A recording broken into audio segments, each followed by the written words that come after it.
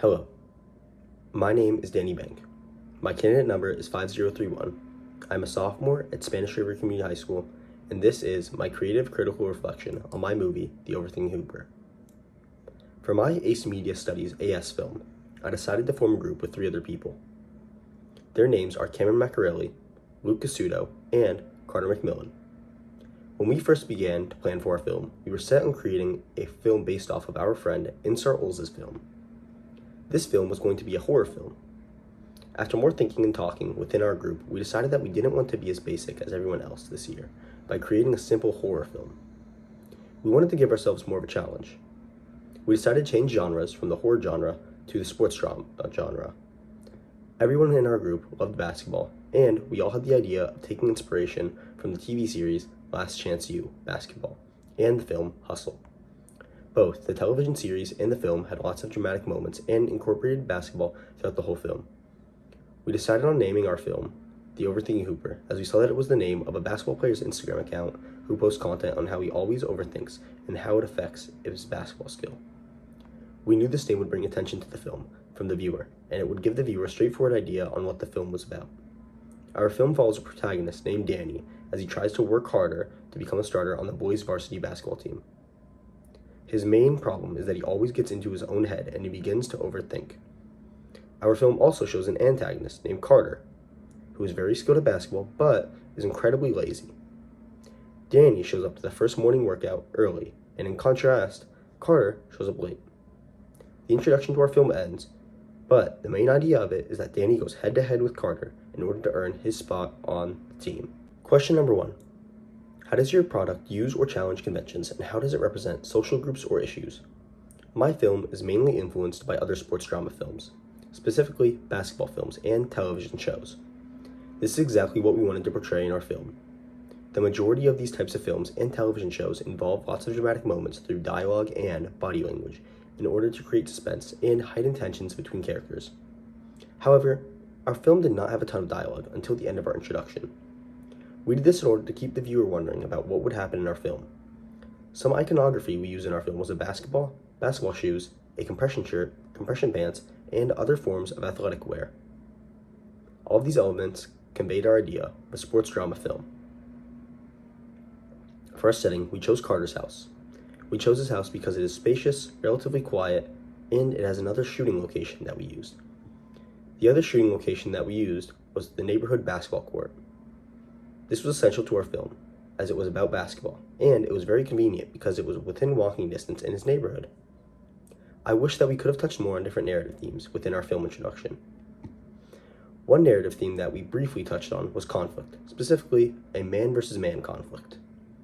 This was shown at the end between Coach Luke Casuto and Carter McMillan.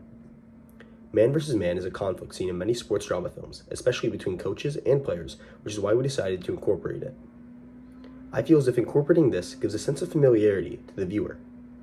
The 2 prominent character types in our film were a protagonist, which was Danny, and an antagonist, which is Carter. In many sports drama films, the viewers are often see the players competing for a spot or even teammates who go head to head for more playing time. We once again wanted to use this to our advantage in order to bring familiarity to our film. After creating the film, I did not see any social issues.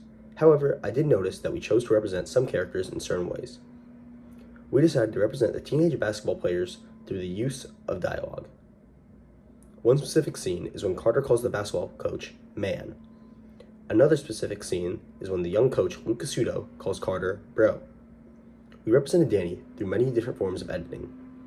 We used quick edits in order to show how he gets up and starts his morning quickly. We also used upbeat music to show how he is ready to start his day. On the other hand, we used longer takes for Carter, trying to get up in the morning in order to show that he is lazy. The dialogue between Danny and Carter are different, as Danny is respectful, saying, "Yes, coach," as shown in this clip. Yes, coach. While Carter is disrespectful and unprepared, as shown in this clip. Coach, my bad. I slipped through my alarm. We used an aspect of mise-en-scene, which was costuming. As I mentioned earlier, we had both players in athletic wear to show that they were athletes. I wish that we did spend more time trying to represent the teenage social group. Question number 2. How does your product engage with the audiences, and how would it be distributed as a real media text? Our audience would range from 13-year-olds to 23-year-olds. I would want our audience to be those who enjoy watching sports or those who play sports, specifically basketball. I believe that the range of teenagers to young adults is perfect for our film, as many people within this age range enjoy dramatic films and sports films. When this is combined into one genre, I feel as if this is a perfect way to capture attention and gain an audience. Our product engages within our audience, as in times it evokes certain feelings. The audience is engaged through the quick cuts in Danny's morning routine, as they wonder what will happen next.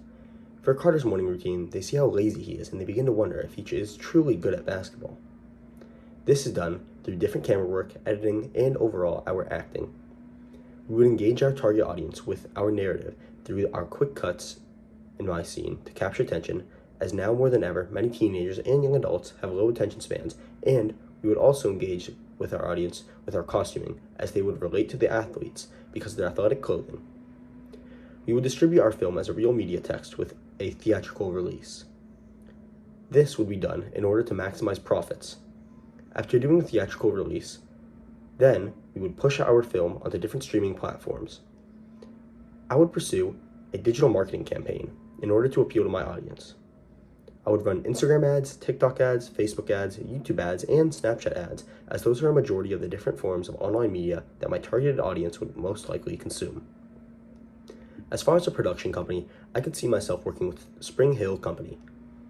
I could see myself working with them because they produced a very successful sports drama film that focuses on basketball, known as Hustle. As I discussed earlier, I would then have my film be released onto major streaming platforms such as Hulu, Netflix, HBO Max, and more. This would maximize my profits and target audiences across all different platforms. Question number 3. How did your production skills develop throughout this project? Well, when I began this course, I had no clue on how to edit, shoot, or even write a script for a film. I did, however, know how to act for a film. I grew and watched my group member, Cameron, edit and shoot the film. As time went on in this course, I also learned different shot sizes, different forms of editing, and ways to become a better scriptwriter. Although I did not edit the film, I did learn how to work with others effectively and work around different schedules. I also continued to refine my acting skill, and I even learned how to write a script. I believe that this is beneficial for me because I can see myself taking a class like this in college. This film introduction has also taught me how to work with a team. Question number 4. How did you integrate technologies, software, hardware, and online in this project? Although I had no part in filming or editing, my group member Cameron used my iPhone 14 to film the end of our film, and he used his iPhone 13 to film the rest of our film.